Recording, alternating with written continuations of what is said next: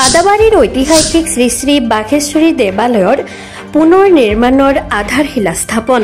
অসম চৰকাৰে আগবঢ়োৱা ৩ কোটি টকা ব্যয়ে সপক্ষে পুনৰ নিৰ্মাণৰ আধাৰশিলা স্থাপন কৰে প্ৰাক্তন বিধায়ক নাৰায়ণ ডেকাই। নলবাৰী জিলাৰ বৰক্ষেত্ৰী সমষ্টিৰ অন্তৰ্গত আদাবাৰীস্থিত ঐতিহাসিক শ্ৰী শ্ৰী বাঘেশ্বৰী দেৱালয়ৰ পুনৰ নিৰ্মাণৰ আজি আধাৰশিলা স্থাপন কৰা হয়। আজি অসম চৰকাৰে প্ৰদান কৰা ৩ কোটি টকা আৰ্থিক অনুদানেৰে ঐতিহাসিক দেৱালয়খনৰ পুনৰ নিৰ্মাণৰ আধাৰশিলা স্থাপন কৰে নলবাৰী জিলা আয়ুক্ত নিবেদন দাস পাটোৱাৰীৰ সহযোগত বৰক্ষেত্ৰী সমষ্টিৰ প্ৰাক্তন বিধায়ক তথা জননেতা জিএমডিৰ অধ্যক্ষ নাৰায়ণ ডেকাই।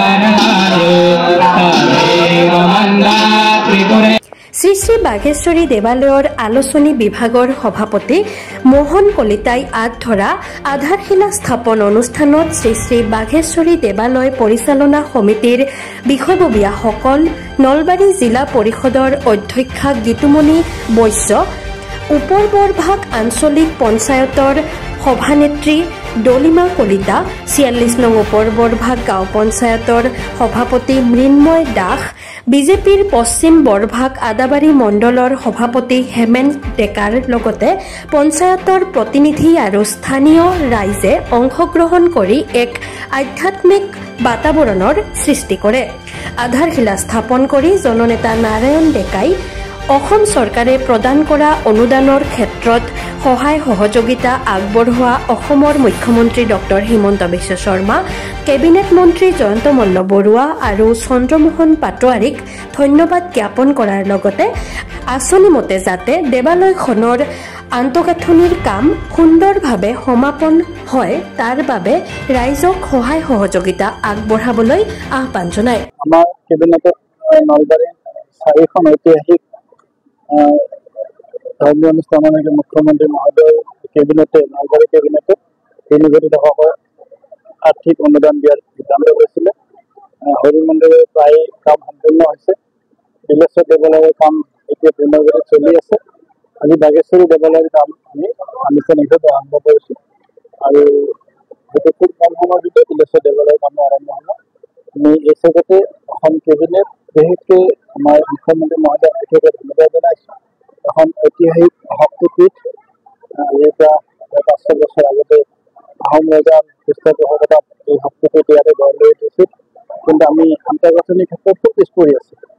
মুখ্যমন্ত্ৰী মহোদয়ৰ বদলতাত আজি এই অভাৱ দূৰ হ'ল। মই মুখ্যমন্ত্ৰীৰ সমন্বিত অসম কেবিনেটক মই বিশেষকৈ ধন্যবাদ কেনেকৈ আপোনাৰ আমি তাতে জইন কৰি দেখুৱাইছোঁ। সুন্দৰ এটা অত ধুনীয়া আন্তঃগাঁথনি এটা আমাৰ মন্দিৰ, মণিপুৰ শিৱ মন্দিৰ আৰু তাৰ লগত আনুষংগিক আৰু কিছু কাম থাকিব। আমি এটা কাম হ'ব। আমি 2 কোটি টকা এতিয়া আমি অনুদান পাইছোঁ। এইখিনি শেষ হোৱাৰ লগে লগে পৰৱৰ্তী আমি খুব শেষ আছে সেইটো শেষ আমি কামখিনি কৰাৰ কাৰণে নাই। মইতো কৈছোঁ আমি সমাজ এখন অকল আন্তঃগাঁথনি ভাল হ'লে, ব্যৱস্থা ভাল হ'লে সমাজ ভালকৈ নচলে যেতিয়ালৈকে আমি ব্যৱস্থিত নহয়। আৰু মানুহ আধ্যাত্মিকভাৱে যদি ব্যৱস্থিত হ'ব লাগে, আধ্যাত্মিকভাৱে মানুহ শক্তিশালী হ'ব লাগিলে আমাৰ এই ধৰ্মীয় অনুষ্ঠানবোৰ ভাল হ'ব লাগিব। তাতে মানুহ এটা সুন্দৰ পৰিৱেশত আহি আধ্যাত্মিক জ্ঞান আহৰণ কৰাৰ এটা পৰিৱেশ লাগিব। গতিকে আধ্যাত্মিক দিশটোৱে আচল দিশ। আমি সকলো থাকিও আমি একো নোহোৱা হ'ম যেতিয়ালৈকে আমি আধ্যাত্মিকভাৱে সবল নহয়। আৰু সেইকাৰণে এইখন চৰকাৰে অকল আন্তঃগাঁথনিৰ ক্ষেত্ৰতে নহয়, আধ্যাত্মিক দিশটোতো এইখন চৰকাৰে যথেষ্ট গুৰুত্ব দিছে।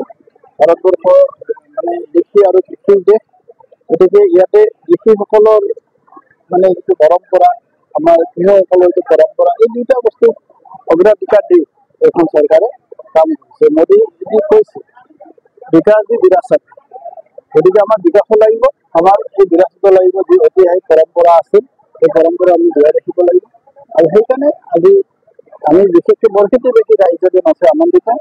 আমাৰ এই বৰক্ষেত্ৰী অঞ্চলৰ আটাইতকৈ ঐতিহাসিক যিটো শক্তিপীঠ আজি চৰকাৰৰ নেতৃত্বত পুনৰ নিৰ্মাণ হ'বলৈ গৈ আছে। শ্ৰী শ্ৰী বাঘেশ্বৰী দেৱালয় পুনৰ নিৰ্মাণৰ উদ্দেশ্যে চৰকাৰে 3 কোটি টকা আবণ্টন দিছে আৰু আজি ইয়াৰে আধাৰশিলা স্থাপন হ'ল। আৰু মই ভাবো যে যিগৰাকী ভেণ্ডৰক দিয়া হৈছে তেওঁ অতি নিয়াৰিকে অহা দুৰ্গা পূজাৰ আগতে কামখিনি শেষ কৰিব আৰু তাৰ মাজত যিটো তদাৰক কৰিব লাগে জিলা প্ৰশাসনৰ হৈ আমি কৰি থাকিম আৰু ইয়াতে আমি ৰাইজৰ সহযোগ বিচাৰিছোঁ আৰু দীৰ্ঘদিনীয়া সমস্যা এটা পূৰণ হ'ল এই বৃহত্তৰ অঞ্চলৰ ৰাইজৰ ধৰ্মপ্ৰাণ ৰাইজৰ। গতিকে এই সেৱাস্থলীক পুনৰ নিৰ্মাণৰ যি প্ৰচেষ্টা অসম চৰকাৰ সলাই হ'বলগীয়া আৰু আহি থকা দিনখনত ইয়াৰ সুফল গোটেই ৰাইজে।